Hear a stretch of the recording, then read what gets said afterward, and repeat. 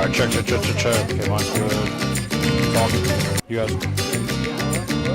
Go three. Griffin. Go three. Griffin, hello. 2, 3. Yeah. All right, I gotta talk louder. Yeah. Maybe that's I think he's might be combo. yeah. Talk louder.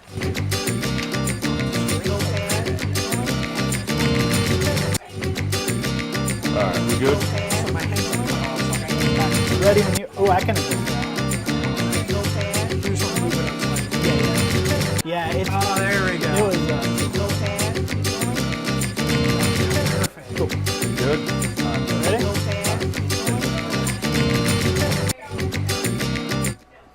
Man, what's up? What's happening? Welcome into another edition of Fast 5 Sports. I am back with you this week. I appreciate my guys right here for holding down by absence last week. Had to go to New York for a wedding. I'm at field. That's Griffin Demaray. That's Jacob Gallant. Gentlemen, happy Friday. How we doing?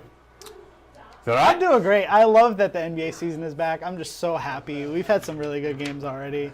Well, your boys last night. Thrilled. That was an Sacramento. incredible game. I didn't watch any of it. Down but- the stretch, neither team was missing a shot. And those are like the best games to watch. It was right down to the wire. It was a 2-point game. Julius, my boy, too. Big night. What do you have, 33? He had 22 in the first half. Yeah. Ant kind of took over at the end there. Malik Monk was unstoppable for a minute. Yeah. I mean, yeah. I saw Sacramento had 3 guys with 22 plus. None of them De'Aaron Fox. Who was Murray, Sabonis. Yeah, and- Fox was weirdly quiet. Yeah, he had like Murray, 16, I think. You said Murray? Yeah, Murray, Sabonis, and DeRozan. Yeah. DeRozan, I mean, Jaden McDaniels kind of clamped him at the end, but DeRozan was killing us whenever anyone else was on him, basically.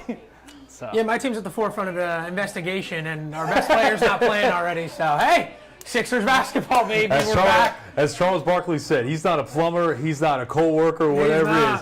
Get on the court. Of course, we're talking about Joel Embiid and the Philadelphia 76ers, also missing Paul George to start the season. Paul George has a legitimate injury. We saw that in the preseason, although not as bad, I guess, as could have been. Who knows, man? I don't know. Philadelphia sports just continue to rack my brain. So. We're going to hit on NBA a little bit later, but it is, of course, Friday. That means we have Friday Football Fever on tap for you, Digital King. Do we have a schedule of games? Yes, sir. We got For it. Friday Football Fever. I know you're always prepared. We also have a soundbite as well. I forgot to tell you that if you want to get that I will get that loaded. up and loaded. All right, let's run through a really good schedule of games. You will catch me at our game of the week, Collierville traveling to take on Whitehaven. More on that and this whole region in just a second.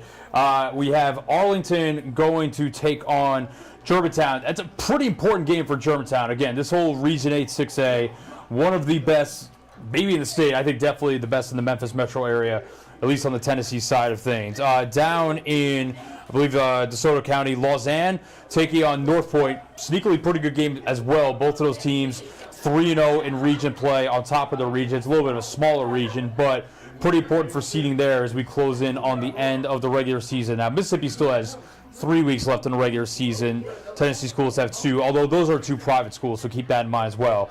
Olive Branch, you're going to look to get things on track there, 1-5 of the season. The Conquistadors playing host to Saltillo, I think is how you say it. I looked it up. They're down by 2 below. So don't have much familiarity with them, but Olive Branch looking for their second win of the season. Another important Region 8 6A game.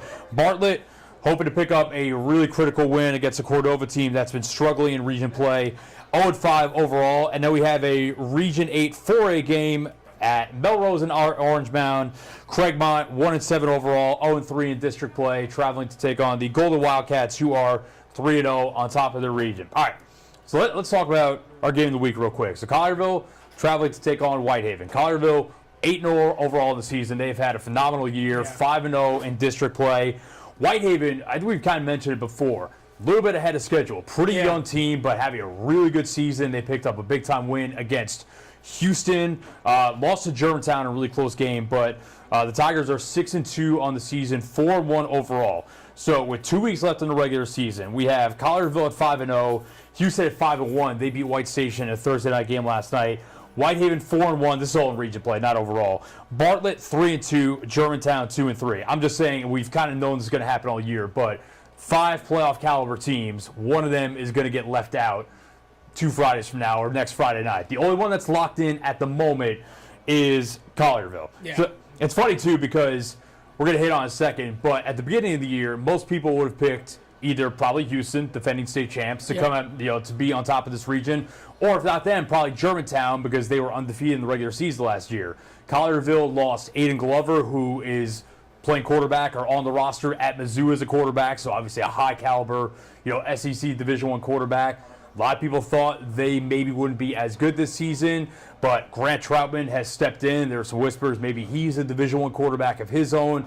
He's kind of steadied the ship a little bit. At Whitehaven, I don't think a lot of people really expect, maybe some people expected them to be on the cusp of the playoff picture, but they were right in the thick of it as well. So I had a chance to talk with Joe Riccone at Collierville, Rodney Salisbury Jr. at Whitehaven about, playing with a chip on your shoulder a little bit, kind of overcoming expectations and proving people wrong so far this season. Listen, we lost a lot of good players last year off last year's team, and immediately everybody kind of picked us to be near last in region. We reminded our kids that constantly, and they didn't like to hear it, and so it kind of got old. And I think our kids just kind of wanted to prove something. We just want to reestablish ourselves as the program that we've always been. So it takes time sometimes when you go through, with COVID, with staff restructuring, with things that change. You have to rebuild that core and bring that foundation. And everything's been going great. And just letting them know that this is where we belong. This is the program that we've built. And they're just standing on the shoulders of giants. And their job is to continue that legacy. All right, so again, let's lay this out the last couple weeks of the regular season. Like I said, Collierville locked in. They're 5-0. They're in the playoffs. They are playing for seeding. Sorry, let's turn that off real quick. Silly ads. Collierville's in no matter what. They're playing for seeding. Now, if they win tonight, they still have to win next week against Houston if they want to lock down the number one seed in the region, which, I mean, that's going to be a great, great game. Because, like I said, Houston won last night. I believe Houston, let me do the math here. I think Houston is pretty safe, although I don't think they're locked in quite yet, but don't quote me on that. Now, Whitehaven, like we said, they're 4-1. They're in a good spot, but they host Collierville tonight, and they go and host Bartlett next week. Bartlett is a game behind them in the standings. Bartlett plays Cordova tonight. All due respect to the Wolves, Bartlett should be probably pretty heavily favored in that game. I would expect the Panthers to pick up a win tonight, which would move them to 4-2. So now you get into a scenario where Germantown is playing Arlington. Arlington showed some things this year, but Germantown, again, is the favorite in that game, should be expected to win. So in this scenario, you have Germantown 3-3, you have Bartlett 4-2. Let's say theoretically, and Whitehaven can definitely win tonight. Let's say theoretically Whitehaven loses to Collierville tonight. Right. Then you've got a scenario: Whitehaven 4-2, Bartlett 4-2, Germantown 3-3. Next week, Whitehaven Bartlett could be essentially a win and you're in game. Lose and you go home, because Germantown has the tiebreaker. I believe it's how it works. Germantown has a tiebreaker over Whitehaven because they beat Whitehaven. Now, I do believe Bartlett beat Germantown. So, this is...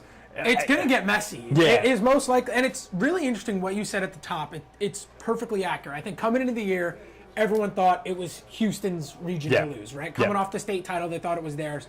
Whitehaven put some stuff together, took down Houston. I think a lot of people then thought, all right, looks like Whitehaven might be that team to kind of take over. Even though Collierville was still undefeated, Whitehaven had that huge win, and I think a lot of people thought... At Houston, you were there for that. Yeah, I think a lot of people thought Whitehaven's that team, and they're going to win where they're going to win the region. The region, and Collierville's just continued to win. Yep. And it hasn't always been pretty, but they just always find ways to win. The game you were at in the pouring rain against Germantown, man, maybe the ugliest game ever, but again, finding a way to win is just kind of what they've done. That was the wettest night of high school football I've ever shot in 6 years in its profession. So horrific. So...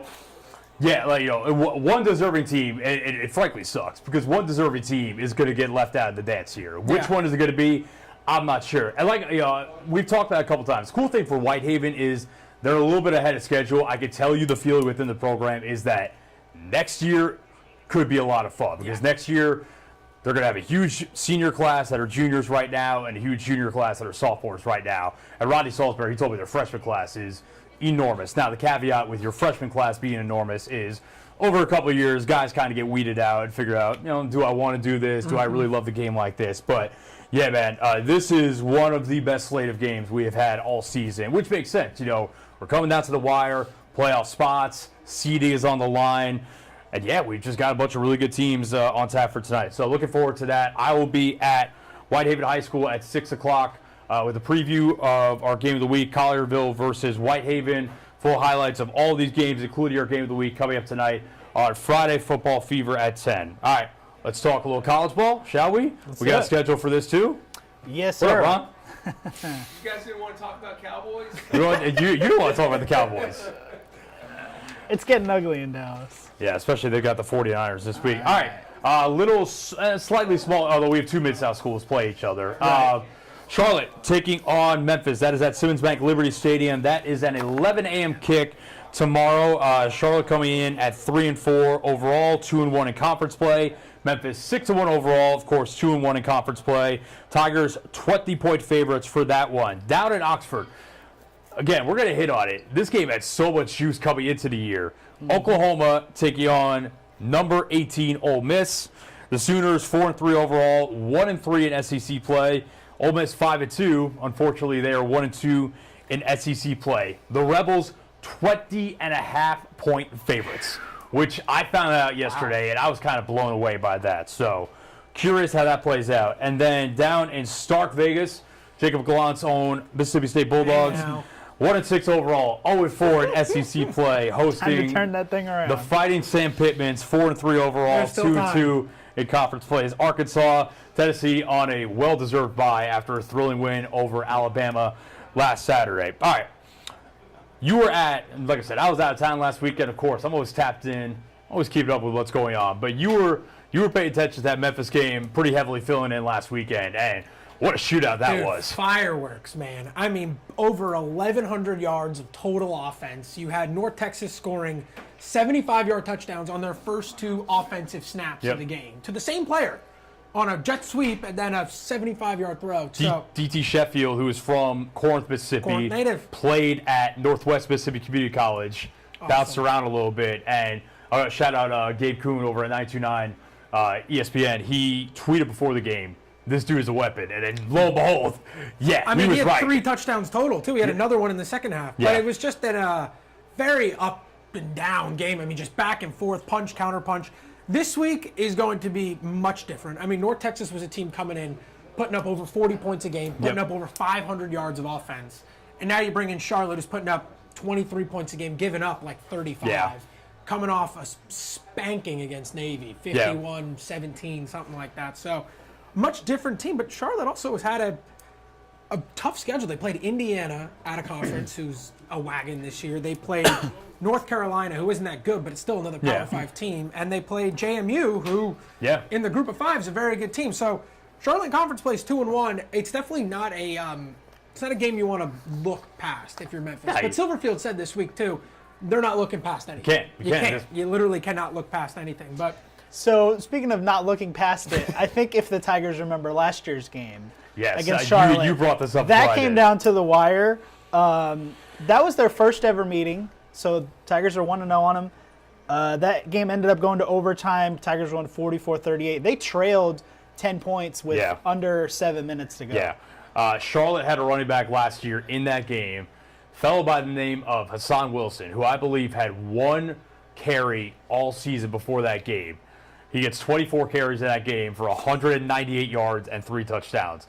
Must be said, last year's Tigers defense was much worse than this year's version. But they made that fellow Hassan Wilson look like Adrian Peterson that day. It's funny, I was talking with Jonah Dillon, who is the Tigers beat writer for the Commercial Appeal at Ryan Silverfield's press conference earlier this week. And he was at that game, and he said that there were Charlotte beat writers that were literally scrambling through the game notes and the rosters as this guy's going off, because even they had no idea who he was. I mean, just totally came out of nowhere. I mean, he was running well, though. I mean, the Charlotte offensive line was physical and imposed their will in that game. Yeah, I believe there was a really clutch field goal in that game. I think Blake Watson scored the walk-off touchdown in overtime.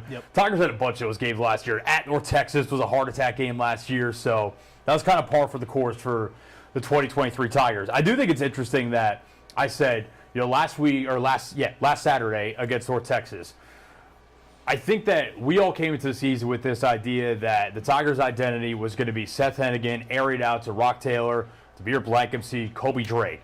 Reality, I think what the North Texas game showed me is that this offense goes as Mario Anderson goes. Exactly. 4 touchdowns in that game. What do you have? 180 on the Yeah, I was going to say close to 200 rushing highs. yards. Yeah. Career game for him. And, Seth had a nice game. Rock Taylor had a pretty nice game. Devere Blankenship scored a touchdown. But to me, I think that we're at the point where it maybe it's flipped. I think the identity of this offense is really get the ground game going with Mario Anderson, and then that opens up kind of some of your deeper shots down the field and gets everyone else activated. Yeah, I could not agree more, because if you look at that Navy game, they fell behind by 20 or so points and were forced to just drop back and throw it 60 times. I think you're totally right. I don't think that's the identity of this team. They're better when they can play with both. You can run the ball well, and then you establish it. Because even you think about that North Texas game, that bomb that he threw to Blankenship off a play action to Anderson, all the linebackers bit, safeties came down wide open over the top. So I think you're totally right. Well, I think about USF game. That offense totally stalled out after Mario Anderson got ejected. Yeah. I don't think that's coincidence, because they were rolling. Mario gets ejected for the spitting incident, and then wild. And then they never really got much of anything going. Now, obviously, that was a weird game with the circumstances and whatnot, but still, I don't think it's coincidence that 2 touchdowns in their first 3 drives, and then Mario gets ejected, and they do basically nothing offensively the rest of the day. So, yeah, I mean, make no bones about it. This is a game Memphis should win and should win comfortably, but again, this is a bit of a wacky conference where anything could happen week to week. We'll also say, you mentioned Charlotte got blasted by Navy 51-17 last week. I've said it since the week after Memphis lost to Navy, and it looks more and more true by the week. That ain't a bad loss at this point anymore. I mean, no, and you got Navy this week not hosting, they're playing the game at MetLife, but playing Notre Dame. Yeah, that's going to be a fun game. This week in MetLife at noon.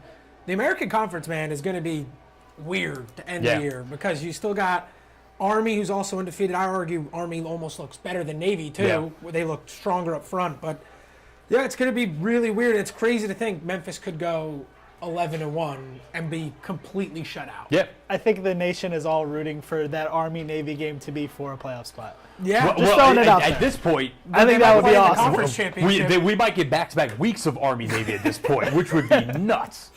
Absolutely insane. But I think I made that point. Obviously, if they get left out with 1 loss, it's disappointing, and people would think what could have been.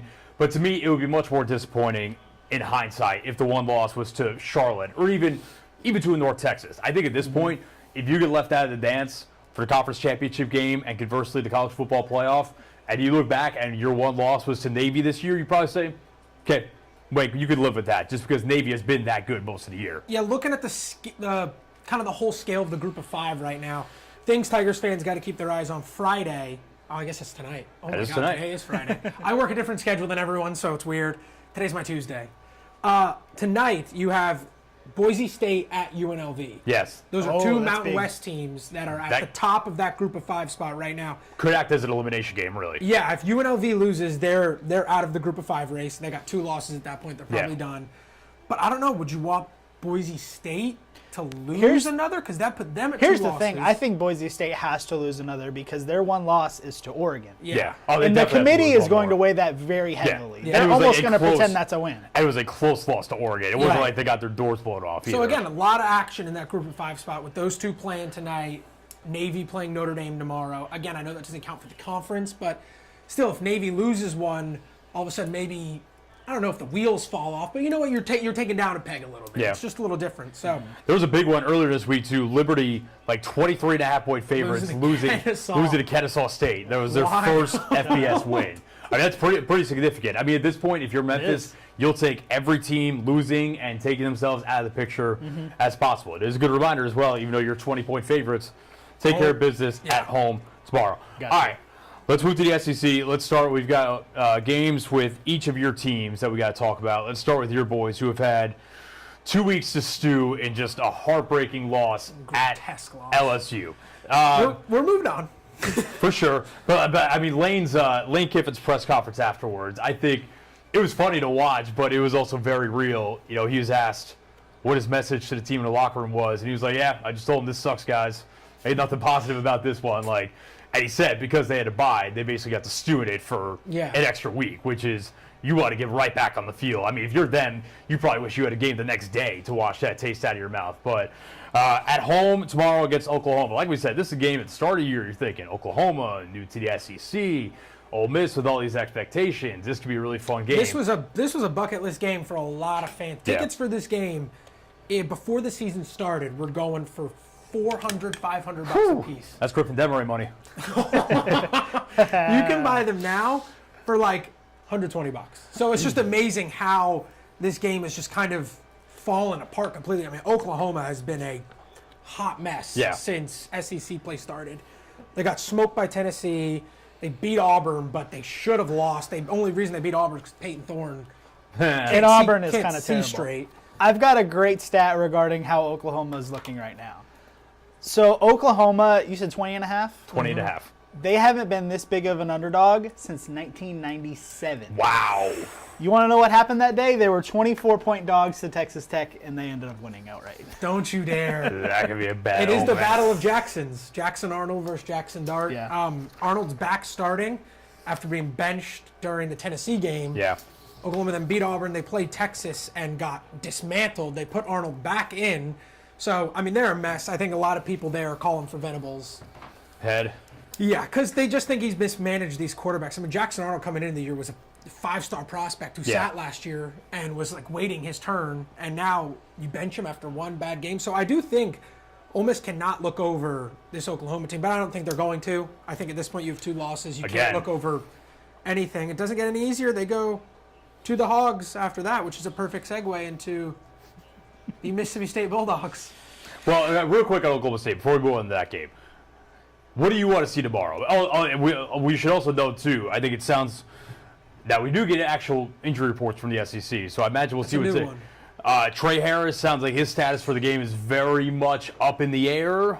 He left the LSU game late. We'll see. And you saw when he left the LSU game, their passing attack took a nosedive. And they haven't been looking Prescorn's way very much this year. Juice Wells has not produced since the South Carolina game. So Prescorn's wife had some thoughts about that on Instagram, on the too. Instagram. Yeah, she was getting some takes off. So, I mean, what do you need to see if you're an Ole Miss? You need to see them run the ball well. I mean, Oklahoma has a good front seven, so that's going to be tough. But the games where they run the ball, it's so much better. They played Bentley more last week, or 2 weeks ago against LSU, and he looked fresh. But then again, it just stalled out. You ran the ball, you had a couple big runs, and then just got away from it again. You were dropping back with Dart 30 times again. I mean, this offensive line has not been what it was billed to be. So you can't just drop back and throw deep balls like you thought you were going to do during the preseason.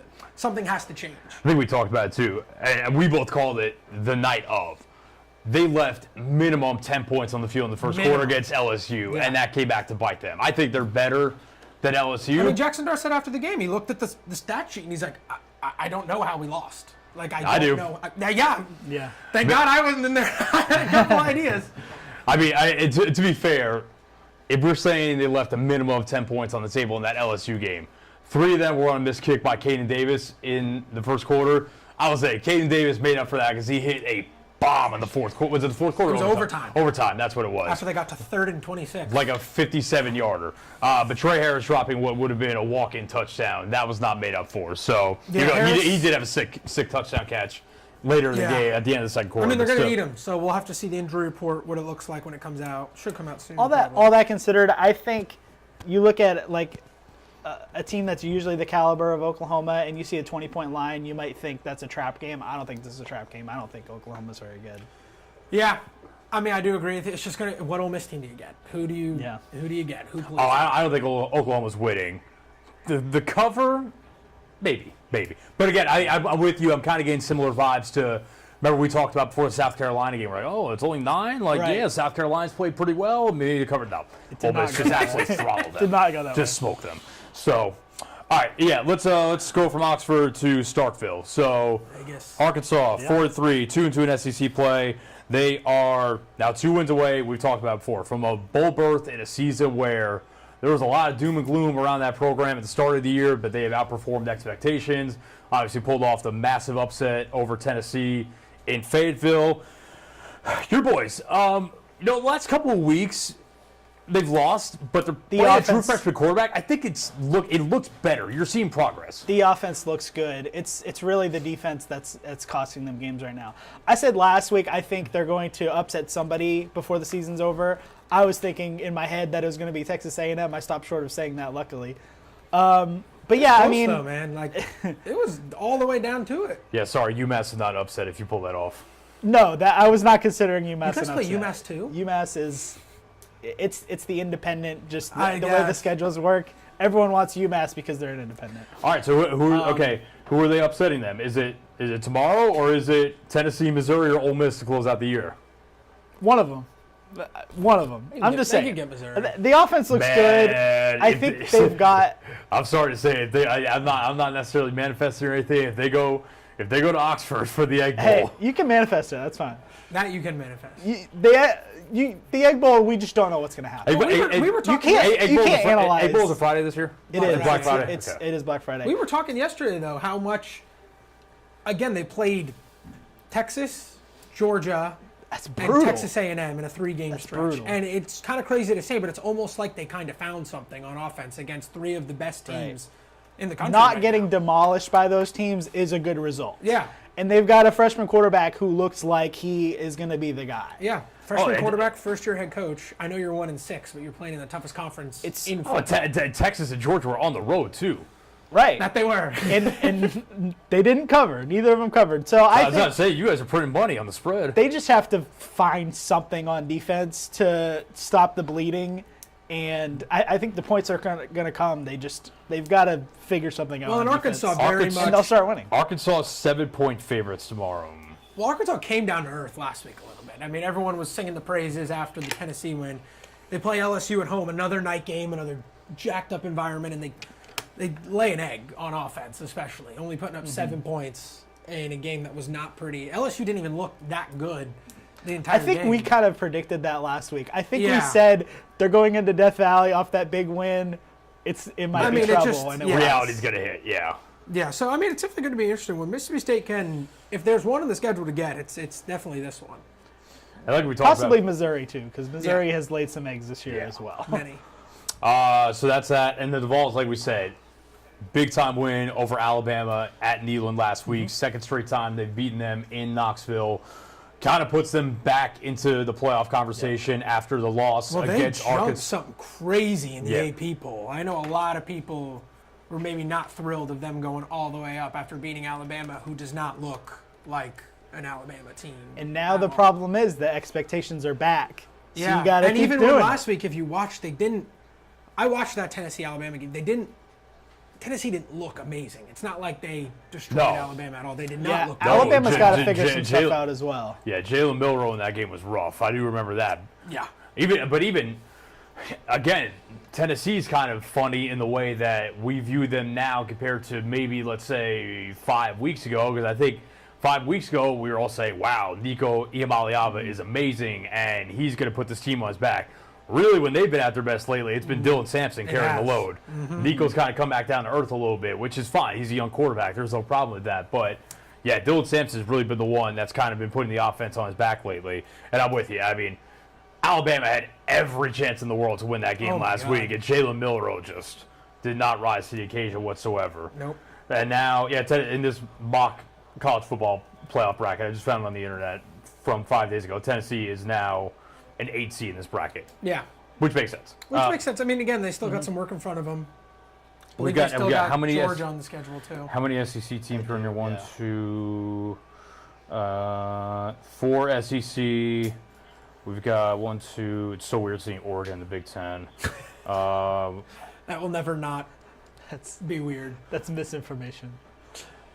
Yeah, but see, they got BYU in here. I don't know. Well, that's I- got. Oh yeah, I mean BYU's undefeated right now. Yeah, we'll see. Yeah, big time win for them last Friday. They played last Friday night, right? Because I was at this wedding back in New York. Crazy game. Yeah, and at that point, some alcoholic beverages have been consumed throughout the night. But we were at the after party, and BYU Oklahoma State was on. Yeah. And I kind of briefly paid attention to that. Didn't catch you in though. So that's that. Real quick before we move on from college sports, just want to say, many of you know I'm a USF alum. Obviously, just really tragic news yesterday. The head basketball coach for the Bulls, Amir Abdul-Rahim, who is the younger brother of Sharif Abdul-Rahim, used to play for the Grizzlies, dying during, I guess the word is he had a brain tumor and he went in for surgery, and then there was a blood clot during the operation, and he unfortunately passed away at 43. 1 year at USF, maybe the best season in program history, but more than anything, just infectious personality, someone that the whole community really rallied around. Obviously, he took the Bulls to a pretty massive upset win here against Memphis last year. So, man, just wanted to say condolences, thoughts, and hope his family can find some comfort, because it's just a really tough and tragic situation. So before we moved on from college sports, just wanted to hit on that real quick. All right, Beale Street Bears back in action tonight, coming off season opening win in Utah, a hard-earned season opening win. Weird game. Yeah, here's the thing. People are going to say, oh, they were up 17 and they let Utah come back to take the lead and then they won. We know at this point, 17-point leads in the modern-day NBA, it doesn't mean anything. Right. Nothing, especially when you can shoot the three, which the Jazz have some good three-point shooters. Excuse me, Lauri Markkanen. It went crazy. He's a monster. He is a monster. But it must be said, too, that the Grizzlies were playing without, I think, probably 4 of their top 10 rotation guys and probably 3 of their top 7. No Jaren Jackson Jr., no Vince Williams Jr., no G.G. Jackson, no Luke Kennard, no Cam Spencer. I don't know if Cam Spencer would have played, but still. Missing a bunch of guys, and you go to Utah, which, whatever you think about the Jazz, I kind of think that the Jazz are going to be, kind of feisty until the trade deadline when Danny Ainge unloads whoever for more assets. Lauri Markkanen for 10 picks. Maybe. They should hold on to him. It sounds like they're gone. They gave him the extension, and then the caveat of the extension is they could trade him, but I don't know, man. That feels like a piece that you should hold on to. Yeah. And I'm sure they are very much in Cooper Flagg discussions, Ace Bailey discussions in terms of what they want out of next year's draft. But yeah, I don't know, man. Lauri Markkanen's a really good player. The thing with Utah, and I think it's mostly Markkanen, but I think they're in that weird spot where they're not good enough to make a playoff push, but they're also too good to get the number 1 pick. Probably. Yeah. Until they blow it up. Right. So they're in kind of a weird spot where they could upset some teams on any given night, really. And Well, they Utah almost pulled always off seems one. to just play good basketball, too. Like, it's never... In today's NBA, you see so many stand-around isolations, things like that. I don't know why, when you watch Utah play, it's been this way for the past couple of years. They move the ball really well, good spacing at all times. I think Will Hardy's a good head coach. Yeah, and I think you're going to see a much different brand of basketball tonight when you play the Houston Rockets. Who are coming which up. are... Can we first give a shout-out to Santi Aldama, 20 Yeah, Yes, I was going to hit yeah. on that, yeah. I mean, so, no two ways about it. Fourth quarter, Desmond Bain started taking them home. Call 12, Ja Morant took them home. Sensational play after sensational play, whether it's scoring or just, I think that he might be the best passer I've ever seen, just in the air, hanging, kind of surveying the court, and then whipping it one way or the other. And there's specifically 2 plays where I'm thinking he drew 3 guys when he was going to the rim, and Santi cuts baseline for either a dunk or a layup. Yeah. And then obviously, the behind the back and then lefty layup in the final minute over, I believe that was over Walker Kessler. I mean, just filthy, filthy move. So, yeah. We've talked, and I've seen a couple people point this out, but we've talked a lot about this new look offense and the possibilities it creates. At the end of the day, when you need to close games out, you go to your best players. Yeah. And Ja Morant is someone who has delivered in the clutch time and time again. He did in the season opener. But yes, let's also give a shout out to Santi Aldama. You want to read out the stats? I got it. 27 points, 5 of 10 from 3. Yep. 10 of 16 overall. 5 rebounds, 2 assists. Yeah, he was good. he was excellent. And I think it's a microcosm of everything that happened last year. You had everyone get hurt, and then you found these pieces that could really produce at a high level. I mean, Jaren's hurt, he's down right now, and Santi, we knew he was good. We knew he was a good player, a good shooter and everything. I mean, he comes out with that stat line. I mean, you just have to feel so good, I think, if you're a fan, knowing that you now have 3 guys at that 3-4 position, 4 guys that you can really consistently rely on. Yeah. You're right. He played way more minutes last year than he probably was going to. Exactly. No, for sure. And to have that guy that you can rely on when Jaren's out like he was last night, that's a heck of a piece to have. I remember I went on Jarvis Greer's show on Grind City Media last year. I predicted Santi as like a third-year breakout guy. Didn't really happen. He had some moments, but again, he was asked to do probably more than what should have been expected last year. But I think the only real problem with Santi's game is that he's just kind of really thin, and physically he can get overmatched sometimes, especially defensively. But good shooter, good form. So that was above anything. I thought the mechanics of his shot were good, and that was going to come eventually. Santi is a low-key freaky athlete. I mean, Santi can really, really jump. And he'll catch some people off guard. But well, and you mentioned the fact that he's a little scrawnier, may not be the best defensively, but again, this year you have that anchor back there. Yeah. You have. I know he fouled out early in the game. And he's, not the best NBA not debut the for best Zach NBA, Edey. but Santi can play more minutes because you have that anchor back there Yeah. waiting for you with the help. Edey, again, in college, this is what Purdue worked so hard not to happen. Purdue had him very rarely get up and contest shots. Yeah. He very much stood in the paint and just hands up, just rebound. Yeah. And it's definitely going to be a transition for him to actually be a rim protector. But that's going to be his role on the Grizzlies when Jaren's in the lineup as well. Oh, yeah. I mean, they're going to have Jaren roaming all around the court like he did a couple years ago when he won Defensive Player of the Year. And Edey's going to be, like you said, that anchor towards the rim. So don't freak out. No. Save the hot takes. It's one game. It's his first NBA game. Listen, the NBA athletes are a lot quicker and jump a lot higher. It's a little bit different than college. He'll be fine. I don't have any doubts about that, especially because, again, he's not being asked to do too much on this team. Protect the rim, bully guys down low when he has the mismatch, be the anchor defensively. He'll be fine. What else we got here? Ja was awesome again. Just down the stretch, clutch play after clutch play. Desmond Bane, I mean, quiet first half, but, I mean, from the word go in the third quarter, he just kind of turned it up. Des looks like he worked on his handle a little bit, too. I don't know if you guys watched, but he had a couple plays where he was going for a loose ball, and he did the really quick spin. It was slick, and it created some fast breaks off of that. So that was nice. If he shoots 4 of 10 from 3 every night, you're going to take that. Yeah, for sure. 100 times out of 100. Des with 24. Marcus Smart, a little bit of a rough night shooting, but again, he had a pretty crazy circus layup in the final minute as well to help close it out. A couple of the other bench guys that played pretty well. I don't really think anyone off the bench played terribly for the most part. Brandon Clark had a bit of a rough night, and he had the least amount of minutes of anyone that played, which was interesting, but that might have been a matchup Definitely thing. baby steps there, too. I think you want to slowly work him in. I think Taylor Jenkins said in postgame, man, shout out Jay Huff. And I said, no disrespect to Trey Jemison, but that was basically the Grizzlies let Trey Jemison go so they could sign Jay Huff. No disrespect to Trey, but this looks like a massive upgrade already. Jay Huff could shoot, Jay Huff could protect the rim, and Jay Huff can move a little bit, whereas Trey Jemison was kind of just giving you kind of like a crash the glass athletic he's realistically just a body. But Jay Huff coming off the bench, 13 points, 3 of 5 from 3. He had 2 blocks, 5 rebounds. Yeah, that's a nice little kind of addition to the rotation if that's kind of sustainable over time. I like that a lot. Yeah, I mean, you always need big help, and especially as you're transitioning Edey to become more of a rim protector than he was in college. Again, there are going to be those growing pains. He is going to foul a little bit. Yeah. And so knowing that you have those reinforcements, you don't always have to move Jaren to the 5. Yep. Which is obviously what they don't want to do. So. And he shot 3 for 5 from 3. Yeah. That'll get you in the lineup. Yeah. So they go to Houston tonight. They're on a back-to-back because obviously the home opener against the Magic tomorrow. We'll be there for that. Really excited for that. The Rockets are 2.5-point favorites tonight, which is interesting because they literally just lost at home to the Hornets on Wednesday night. I kind of think sneakily the Hornets could be a little more fun than people are expecting this year. Charles Lee, their new head coach, has been on a couple championship staffs in the last couple of years. LaMelo Ball's healthy. He looked awesome in that game.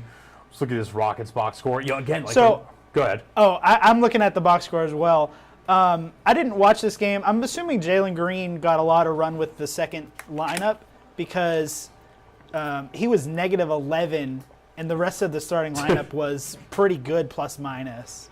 Probably. That probably adds up. But, yeah, their bench looks pretty messy based on this box score. Yeah.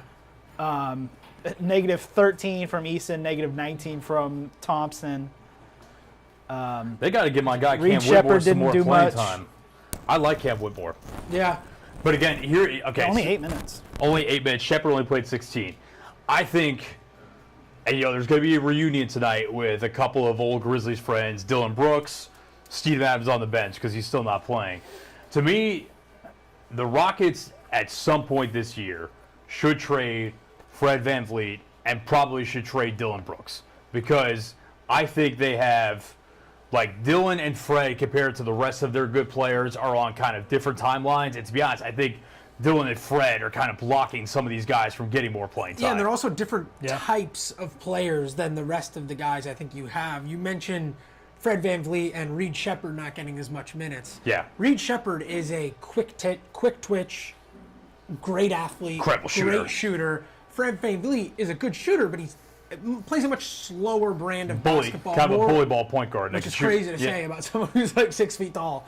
But yeah, that's exactly what he plays. And the same with Dylan Brooks, is not really that twitchy, fast player that they have riddled throughout their roster. Dylan and Fred on Wednesday night combined to shoot 5 of 24 from the field. That is so Dylan was 1 of 6. Fred was 4 of 18. 4 of 18. But again, if I'm Houston, and this is, I don't know if there's a conflict between the front office and the coach. I imagine Ime Udoka wants to win now, because that's kind of what he's always done, especially going back to his Celtics days. To me, if I'm looking at this Houston Rockets roster, I'm building around Şengün is, I think, the number one piece for sure. I'm building around Alperen Şengün. He had a great game the other night, 25, 18, hit a couple of threes, 5 assists, 4 steals. I mean, Şengün is. Have you guys seen the meme where it's, for you Pokemon fans out there like me, Charmander, Charmeleon, Charizard, and then it's Şengün, Sabonis, and Jokic? Yep. Perfect. Yeah, That is perfect. I think it fits pretty well. You should be building around Şengün. Kind of TBD on Jalen Green now. And so Jalen Green just signed. Just gave him the deal, yeah. Yeah, but it's also like a Right. weird, like they gave him a player option in year 3, and I've read some chatter that it could be used as a trade piece down the road. It's definitely a tradable contract, Yeah. being only 3 years. The Rockets have kind of been linked to Kevin Durant, or at least having interest in Kevin Durant. TBD on that. Oh, gosh. Whether it happened, I mean, whether We'll have to see how Phoenix looks. Well, this or year. whether KD decides in 6 months that he doesn't want to play for Phoenix anymore because My next journey. he's admittedly kind of mercurial like that and can switch up really quickly. I also really like Amen Thompson, too. I mean, Yeah. if you were to trade Dylan and put him in the starting lineup, I think that's a good No, move. I mean, that's the thing. I think their backcourt of the future should be Reed Shepherd, Amen Thompson. I know he hasn't had the greatest start to his career. I'm still a believer in Jabari Smith. I liked him a lot coming out of Auburn, just kind of the player profile. It hasn't all come together yet, but there are definitely some moments where There are flashes you last realize year. the potential. And then Şengün, and then Jalen Green. So, yeah. And then you got, I like Tari Eason, Cam Whitmore again. I just think that this roster almost has too many of the same guys at almost like every position. Yeah. Minus Şengün, basically. So And it's a very young team, minus Van Vliet and Brooks, yeah. and Steven Adams, who's Yeah. kind of in there in a mentor role, I guess. Yeah. I'm trying to think who did not play. Like everyone played that shift. Jeff Green is on this Rockets team. Another Houston stint for Journeyman. another. Grizzlies legend. What Well, team this is is that, like team 17? how many teams has Jeff Green played He's got. for? That's got- that's That's a a good sec- trivia. That would have been a That's name his, every that's team. his second That would've been a good one. Houston stint because he was on yeah. those Rockets teams when they Yeah. almost took down Golden Look State. at all those colors right there in the top My right. God, how many teams do we have for Jeff Green? Okay, we've Uncle got Jeff.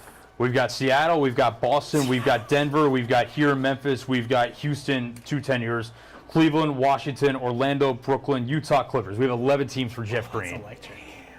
I need the rainbow meme with the Shaq pictures for Jeff Green. Sorry, Seattle's, gotta exist. Seattle's technically OKC, but he got drafted. He got drafted the same year as KD. Yeah. In 07. So he would have played 1 year in Seattle. yeah, he played 1 year in Yeah. Seattle and then went to So OKC. if you count those as 2 teams, that's an extra team. It is. And Man, then he was a really like promising young player. And then remember he had the heart thing in Boston. Yeah. I mean he's carved out a really nice career for himself and Yeah. has underrated poster king too. I mean he has caught he's got a good highlight tape. he's caught some dudes Yeah. at the rim before for sure. Wasn't he on those Clippers teams with Chris Paul and Blake Griffin and all them? I think he might have been at some Yeah. point. Yeah. All right, but that's that. So Grizzlies at Rockets tonight. I believe that is what time do we have to start for that? Let's see. Oh, I have a graphic of the upcoming schedule if you guys want to Yeah, take a let's look do it. at Why that. We get the Rockets tonight. 7 Home a.m. tip opener. tonight. Home opener tomorrow against the Magic, and then we got a stack nice for 2 home games. stretch. We got Magic, Bulls, Nets, Bucks all at home. Got some stank in the middle of that homestand. Bulls in the Nets. Is that game Saturday at 7 too? What game are you talking Magic. about? Yes, tomorrow night is a 7 o'clock game. And I believe most of these games are 7 o'clock games. Yeah. I think I have it up. Magic is going to be a fun one. They've got a good squad, good young squad. Bulls and Nets should be 2 very easy wins, but you never know because it's the NBA. And then, Bucks is going to be a great Bucks look nice against the Sixers on Wednesday night. Obviously, you guys did not have Embiid nor Paul George. So It'll be interesting to see what Lillard does this year because last year going in, we were all so like, wow, Embiid and Giannis and Lillard, and it didn't really just never really matched together. None of us thought Adrian Griffin was going to get fired 43 games into the season as well. And they hired Doc Rivers. the GOAT.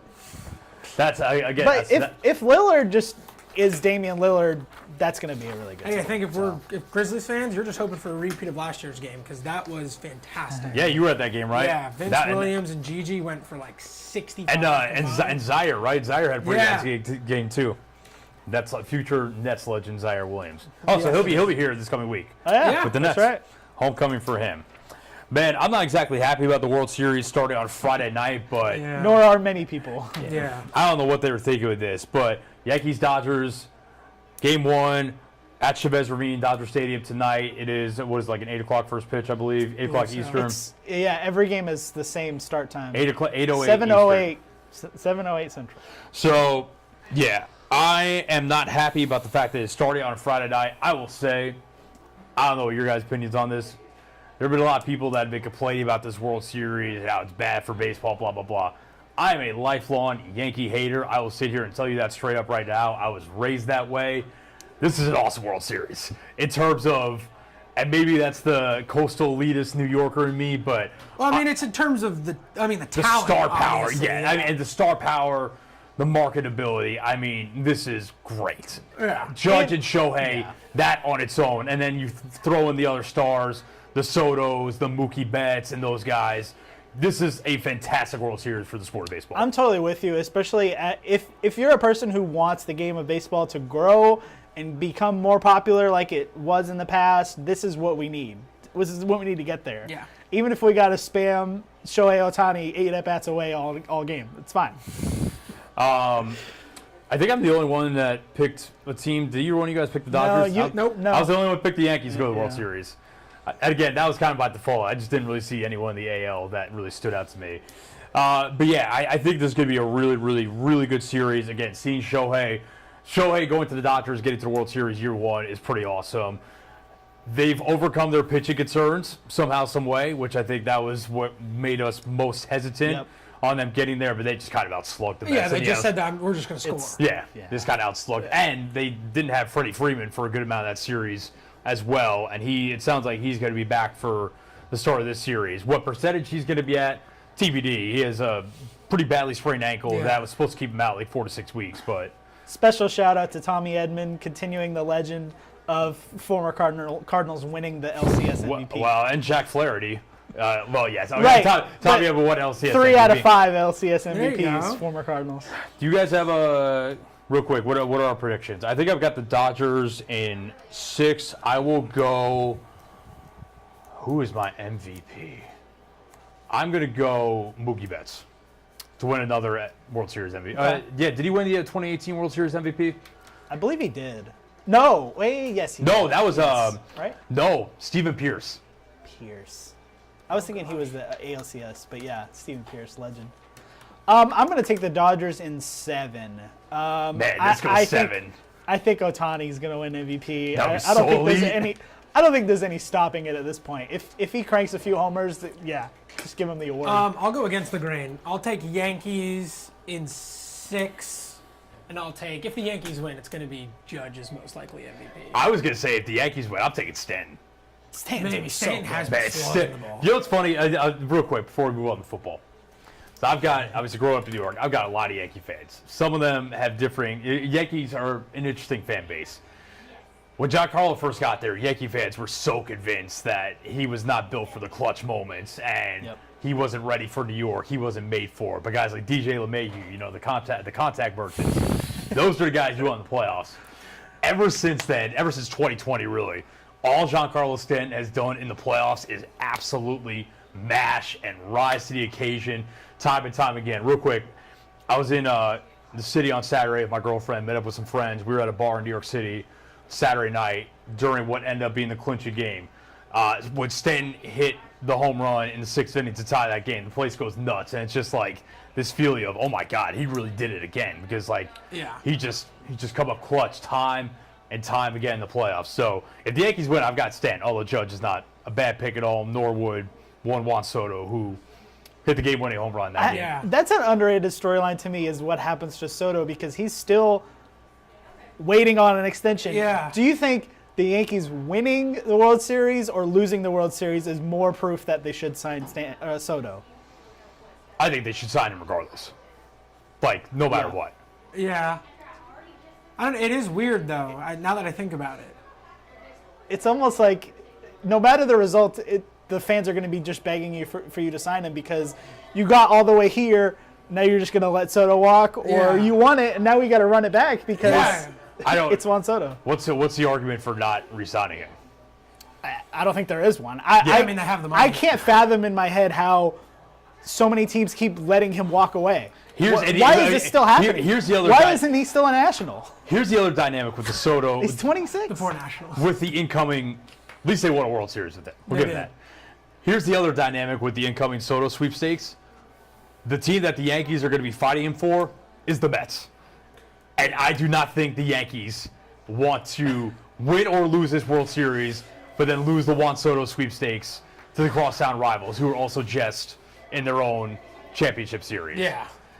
That would be a pretty big L all the way around. It's me. If I'm them, you get to combine Judge and Soto in the same lineup for the next however many years. That's a no-brainer to me. I'm a huge Soto believer. I think you just hand him a check and say, sign it. I've got friends that are huge Soto fans. The only thing, they put him in the same conversation as Pujols too much. And as a resident, lifelong Albert Pujols stan, I'm not putting if any players in that conversation. But probably nobody. But Soto's fantastic, for sure. And combining him and Judge in one lineup is something the Yankees should absolutely do.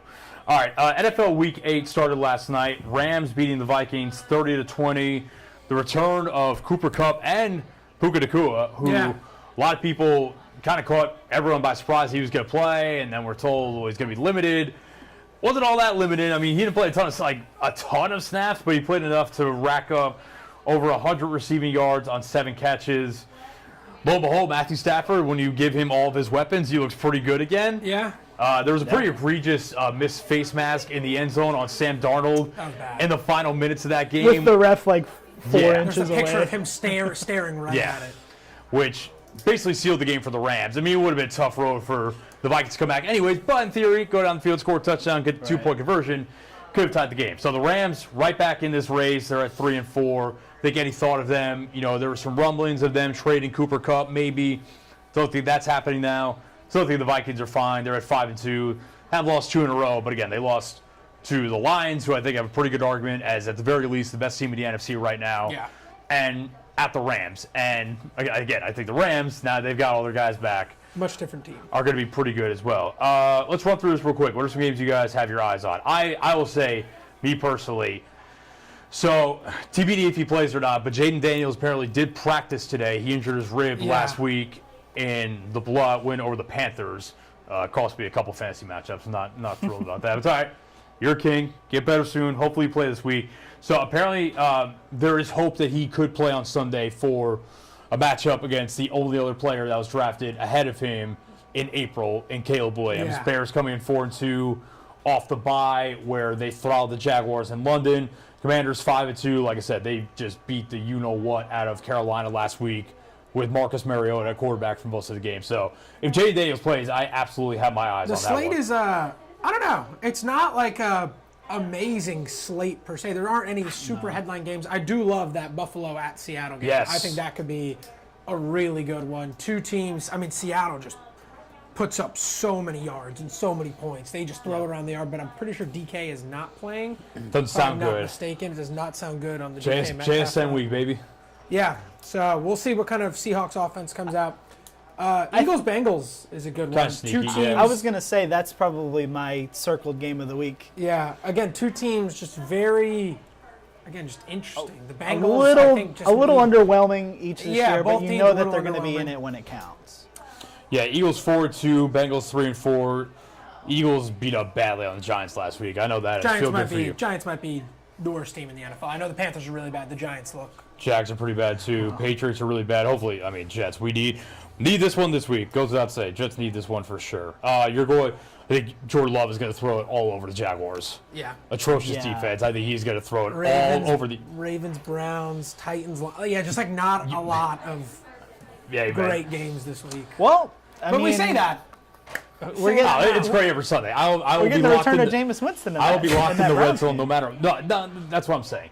Now the Browns have I think they're going to have like an actual like competent NFL offense with Jameis at quarterback. Certainly not going to be any worse. Yeah, it can't. The receivers are not very good unless you're still a believer of Jerry Jeudy or Elijah Moore. Or after the goose egg he put up last week, I'm not sure Jeudy is the number one guy. Yeah. Njoku went crazy though. I'm curious to see what Cedric Tillman, who was at Tennessee a couple years ago, I think he's going to step into that Amari Cooper outside receiver role. So I'm curious what that looks like with Jameis Winston, because Jameis Winston will throw on the rock. What's that Titans-Lions line?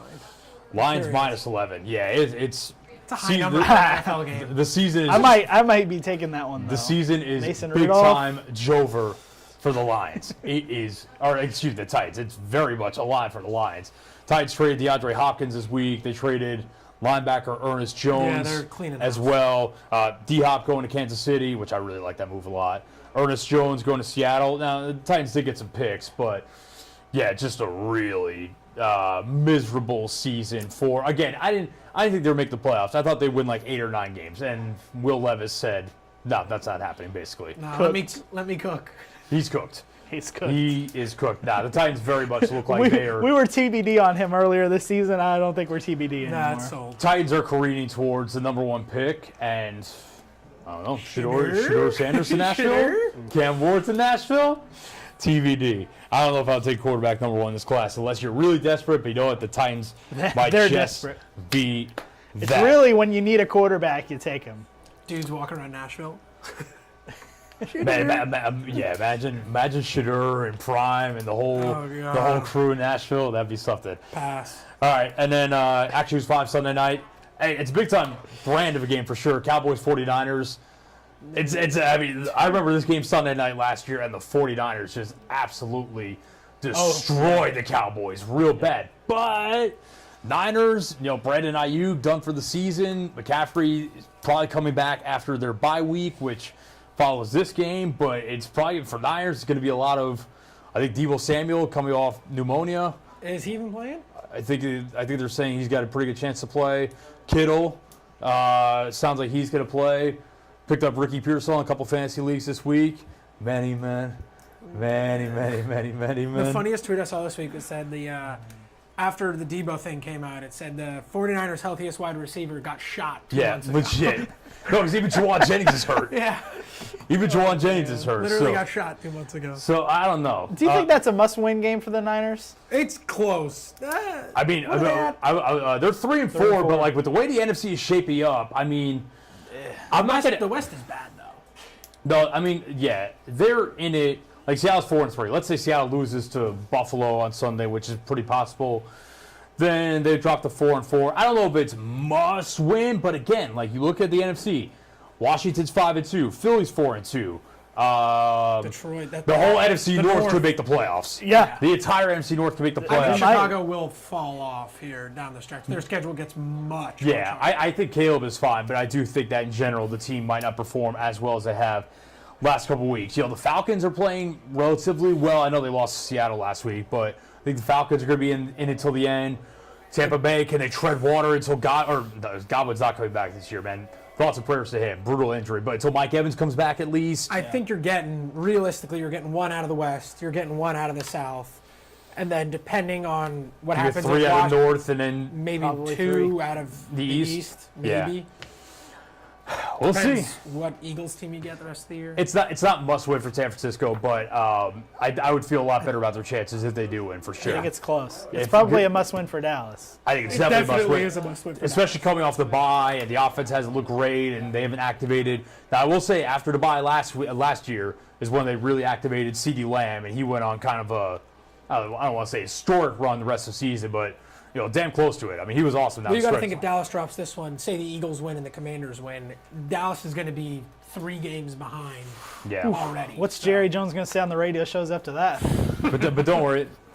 Don't worry. Those people are still coming in for the tours, and the tours don't affect the team's ability on the field, even though the fans can watch the players work you out. Just don't talk to the players. They make the team $40 a pop. ESPN article. Go check that one out. All right, let's close this thing out with some trivia. Let's do it. All right, first question regarding our Grizzlies. So Zach Edey, we talked about, had a not great NBA debut.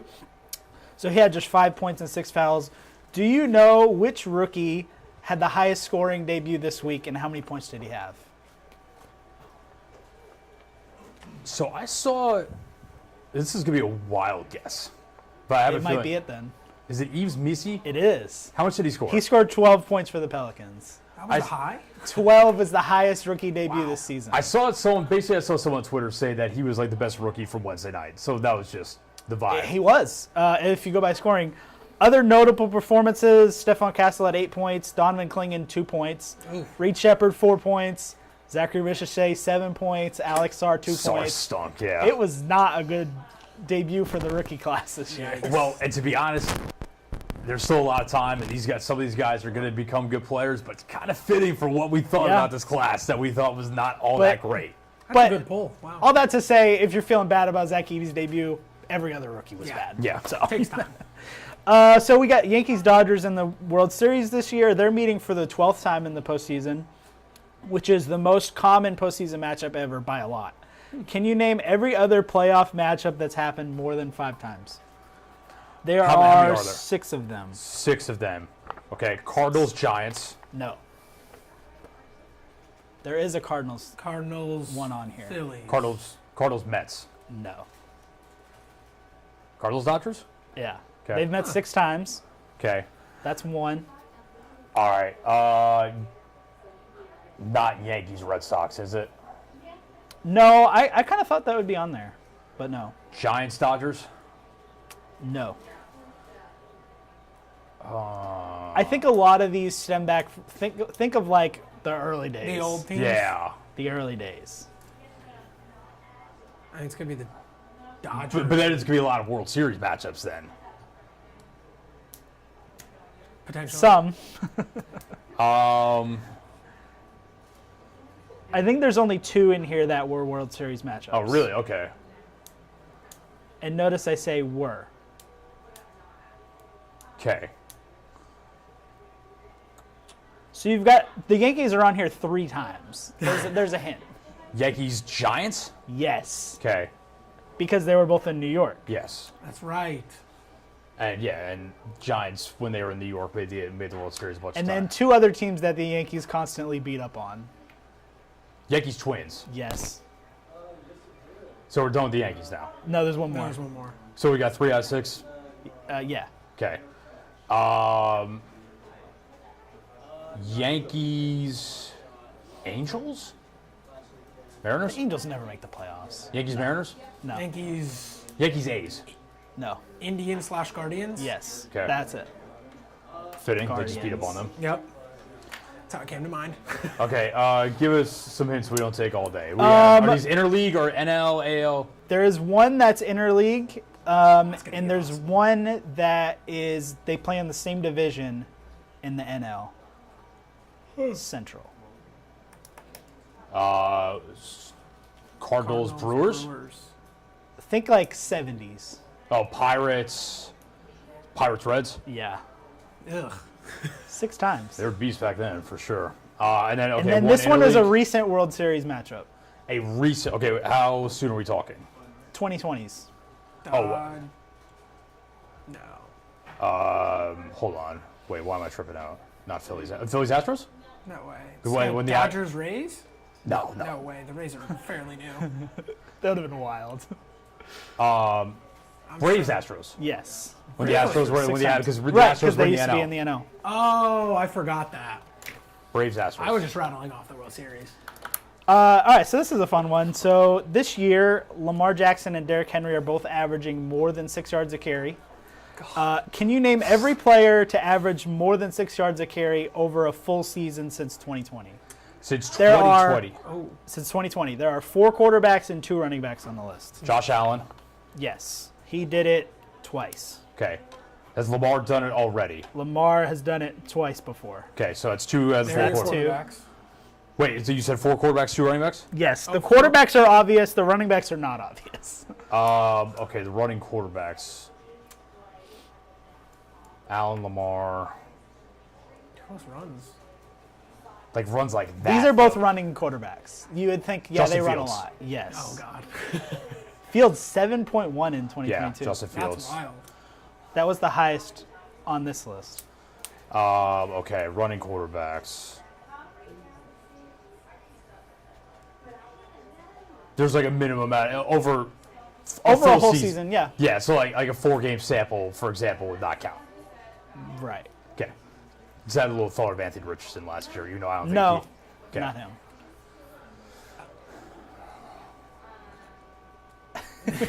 Kyler. Yes. Oh my God. I knew it was coming. I mean, you had to get it. So there's 2 running backs. Two running backs, okay. One of them did it in 2021, one in 2020. 20. And you said it's not. It's not Derrick Henry? They are both on different teams than they did this with. Okay, but they're both active. Yes. Is one of them Aaron Jones? No. Aaron Jones is like really Good really... guess, though. I think he came close. Saquon? No, he was No, hurt both Saquon is over 6 this year, but I didn't. Saquon was hurt those years. Let me get my bag. Austin Eckler. No. But thinking about was Austin thinking like Eckler's that. former team may get you to one of these. Melvin Gordon? No. No. Former team. I think Gordon was washed by 2020. J.K. Dobbins. I was just going to Correct. say J.K. Dobbins. Yeah. Dobbins did it in 2020.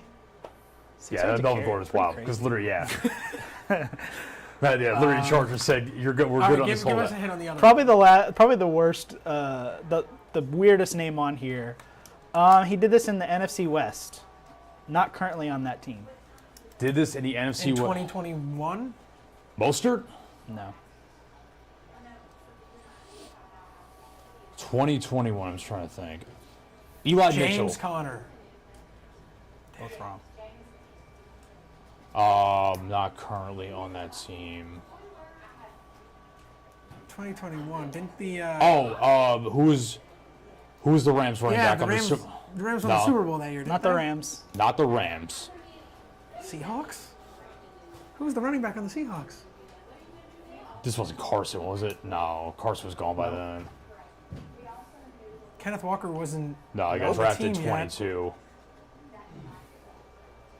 It wasn't Beast Mode. No. It was Rashad Penny. Oh God. Eagles legend. 6.3 yards a carry. in Eagles 21. legend. Rashad Penny. Rashad Penny. God. How many carries was it? Do you know? Not a lot. No, but he got enough. Well, I remember that he got enough that it wasn't like a ridiculous. I remember like, there was a inclusion. stretch of like 4 games where he was just I think he breaking, started like 60-yard 6 runs. games maybe that year. Yeah, I think he's retired now. he is. Okay, I thought he was still active. I No, think, he retired after the Eagles cut him, I think. yeah, that was a favorite fantasy draft pick of mine going to last season, which Yep. may be part of the reason last year was one of my worst fantasy seasons ever. So that's that. We bounced back this year. Is that it for trivia? That's it. That's it. All right, fellas. Good show. Appreciate it as always. Good trivia. Good discussion all the way around.